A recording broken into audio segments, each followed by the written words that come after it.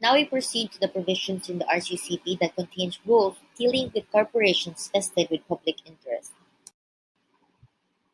A requirement that there must be an independent director, rights of stockholders and members to vote in the election through remote communication or in absentia, a requirement that there is a compliance officer is elected by the board, and a requirement to submit to the shareholders in the second annual report the total compensation of each director and trustees.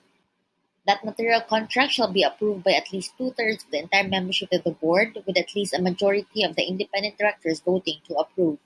With respect to independent trustee of non-stock corporation, they need to be members of the corporation to be elected as trustee. According to the Philippine Competition Act, the Congress of the Philippines may set maximum limits for stock ownerships of individuals and groups. And in recommending to Congress, NEDA or the National Economic Development shall consider the type and nature of the industry, size, economies, geography, and extent of Philippine ownership and the like. And lastly, that they must also submit to the SEC the following: director or trustee compensation report, and second, director or trustee appraisal or performance report, and the standards or criteria used to assess such director or trustee. Now we shall proceed to the manner of election under Section 23 of the RCCP.